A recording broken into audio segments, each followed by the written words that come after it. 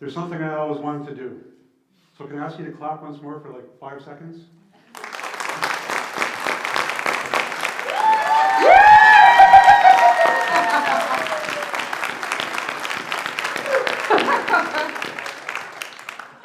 So that's what that feels like.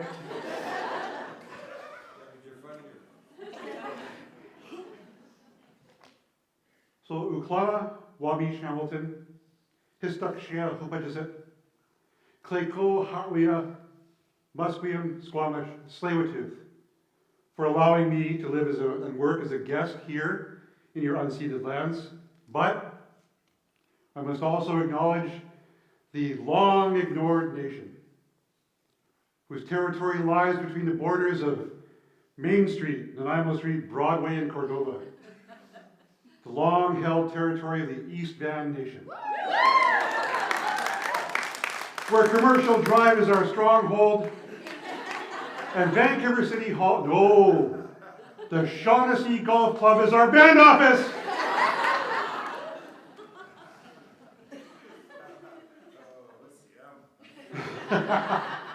So I'm here to talk to you tonight about talking to Indians. Yes. Talking to Indians. What do I mean? Well, if you say something, I'm going to ask you what you said and why. This sounds simple, yes? Well, not so much. Case in point, the John A. Macdonald statue in Victoria.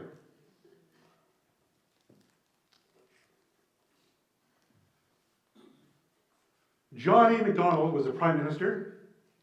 He was a father of Confederation. Hallowed historical figure. Boozer. He was also contemptuous of Indian people. And he had a hand. Not the sole hand, but a hand, a grubby finger, in the disruption known to our people as residential school. Fast forward to 2018. The City of Victoria and the Saanich and Songhees First Nations formed a group to talk about a process of reconciliation between them. And they decided on one thing, initially, and that was to move the statue of John A. Macdonald away from the front of the facility it was in front of. It was the Saanich and Songhees' traditional territory. This was a decision that they and the city had entered into and agreed on, a recommendation.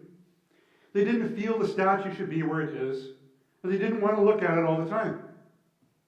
Sounds simple, and it makes sense, but it's too good to be true, and not so much. Because as soon as the decision was announced, the recommendation was announced, it was just like, boom! Boom! A mushroom cloud rose over Victoria. The place smelled like an outhouse because the crap just hit the fan. Everybody complained. Everybody. Citizens of Victoria were like, statue. Old people in Victoria shook their canes, wailing.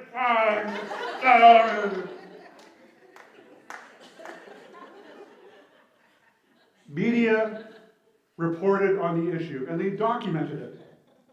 Or did they?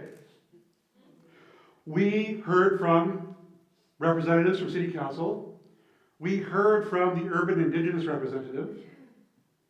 We heard from the Monarchist Club with their monocles. We heard from white academic historians with their blazers with the elbow patch and the leather bound books. We even heard from the Proud Boys. Not the boys we're proud of. The lacrosse team in North Van. Dope! We heard from the Proud Boys. I gotta be fair. Not the soccer team in Musqueam either. All those boys we're proud of. There was criticism over this decision, this recommendation.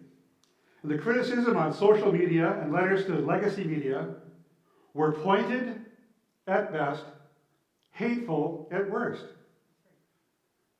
People were surprised at this kind of hatred. Ask an Indian person if they were surprised. I said that to some of my colleagues. Ask an Indian in a small town if they were surprised. No! But through all of this, did anybody talk to the Saanich and Songhees First Nations? Did they? No. Kind of. What counted as their side of the story was a 2-month-old letter to the mayor, signed by both. That's it. Would you buy or accept a 2-month-old loaf of bread from the store? You're gonna have mold all over it. You want something new. Throw it back at the clearing. Give me some new bread.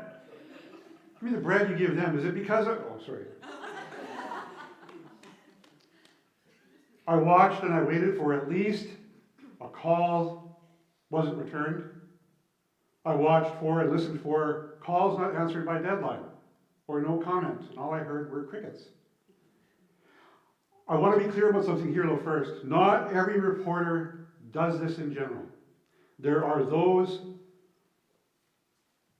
who do their due diligence in trying to capture the Indigenous side, but not in this instance. You'd think there was a rule in this context not to talk to the Saanich and Songhees. You'd think China blocked their phone number from reporters.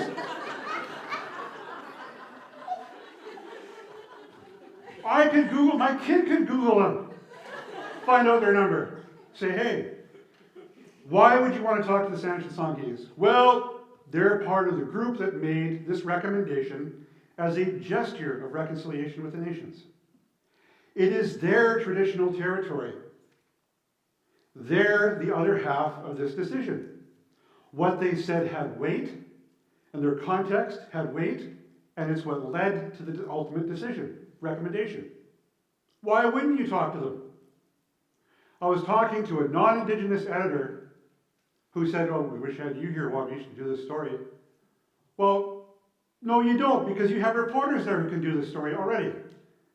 What would you ask them? What would I ask them? I wouldn't ask them any different than what your reporters should be asking them, which is phone, Google, phone, hello, band manager, chief counselor, please, hello?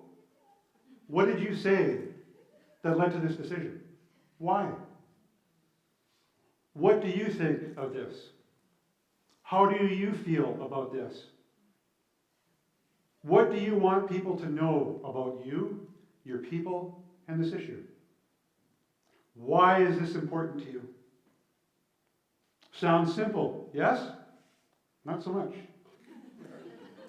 So why did nobody talk to them? Due diligence, getting the other side, trying to capture all sides of a story is a bedrock in our profession. I did my own nosing around. Some folks didn't feel comfortable with it. They didn't feel it was their place to ask the Saanich or the Songhees to justify their decision. And they didn't want to draw them into a hateful space after it was occupied by the Proud Boys. I'm sorry, but if you're going to wait for a hateful space to go away before you bring people in to ask them their opinion, you will never hear from them. All this amounted to a chill effect. And I don't think that's right. As an Indigenous person, as a journalist, a whole other side of this story was missing. And this story was high profile and it was national in scope. This story needed that. It needed the context. It needed the background. It needed timely opinion. And a 2-month-old letter to the mayor just doesn't cut it.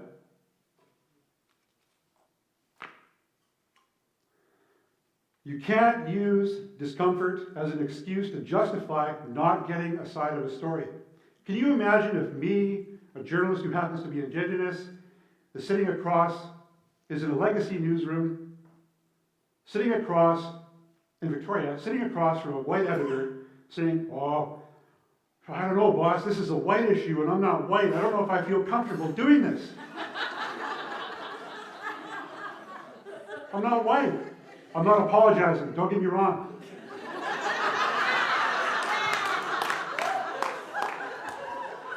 It just wouldn't wash. And it shouldn't. I would like to ask said editors, said reporters, were you uncomfortable interviewing the Proud Boys? No, you weren't. Then you shouldn't be uncomfortable going to the Saanich and Songhees band offices or territory to ask their people their opinions, their thoughts, their feelings. What's their side to this? Why?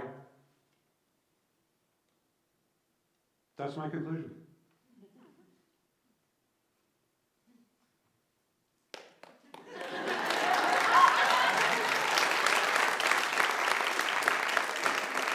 Can I have one more before I leave? Will you guys let me?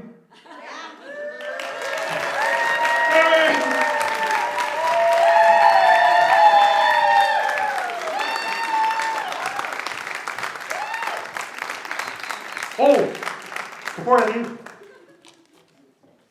I was warned not to use the profanity that started with F, and I didn't say First Nations.